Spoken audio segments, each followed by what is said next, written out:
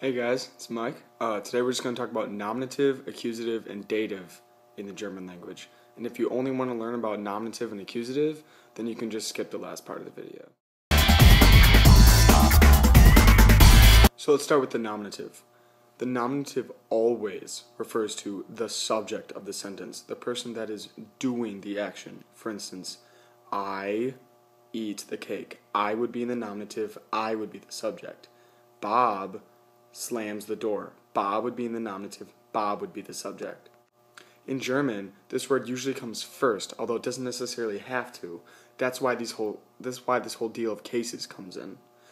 In German, you can use pronouns that are in the nominative or other cases to distinguish, so you can put them in different places in the sentence. For instance, the word ich would be the German nominative, meaning subject pronoun for I. So whenever I want to use I as a subject, I would say ich. For you, the subject would be du, he, she, it, sie, es. We, wir, you plural, ihr, and you formal or they would be sie. Again, to recap, the nominative is always and only used for the subject of the sentence. Next thing I want to talk about is the accusative. The accusative is used for a couple things. First is the direct object, and that's what it's mainly used for. Or secondly, something called the object of the preposition. If you don't know what that is, don't worry, I'll explain it to you. The object of the preposition is used, obviously, with prepositions. Things like of or with. So, for instance, an object of the preposition in the house would be house, and the preposition would be in. Another example of a preposition would be with. With would be the preposition, and me would be the object of the preposition. With me. So what about the direct object? Now, the direct object is the person that receives the action. So, in our previous examples, I eat the cake. Again, I would be in the nominative because it's the subject. And then cake would be the accusative because it is receiving the action. If you can say, and reword it like this, the cake is being eaten in English, whatever would come first, that would be the direct object. Because you would never say, I am eaten by the cake, because that would make no sense. Or in the other example, Bob slams the door. What's in the accusative?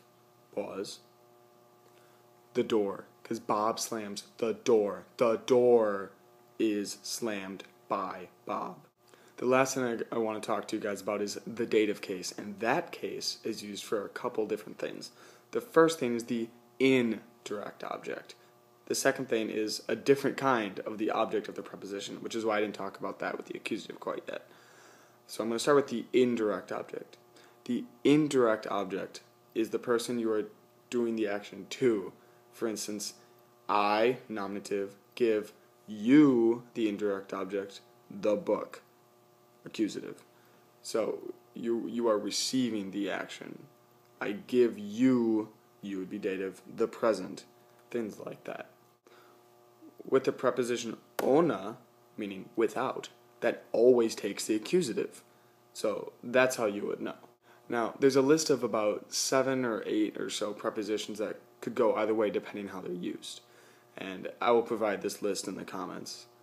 Now, for this short list, these words are words such as like in front of, behind, next to, things you really have to do with like place, whereas with or without would never ever, were not about place and therefore would not be able to switch back and forth. But now, for the ones that have to deal with switching of place, those would be accusative. For instance, ich gehe in das Haus would be accusative. In das Haus, I go into the house. But if you want to say, I am going in the house, for instance, I'm staying in the house, but I'm still going inside of it, that would be, ich gehe in dem Haus. That would be dative. Now, these lists of two-way prepositions are an, meaning at, auf, meaning on, hinter, meaning behind, in or into, as we discussed, neben, which means next to, über, which means above, across, over, unter, meaning under, vor, in front of, or zwischen, between. Now, for a total recap of the whole lesson, nominative would use the subject. Accusative is the direct object. dative is the indirect object. When you form a sentence, this is kind of a random bit of knowledge, but it is true. The indirect object comes before the direct object always, unless both are pronouns and then the accusative comes before the indirect object. But that's not a very big deal. So besides pronouns, you obviously need to use articles, which I'm sure you've learned about in your German class. So the der, die, das, how do those change within this whole system? Well, the der, die, das would be for the nominative.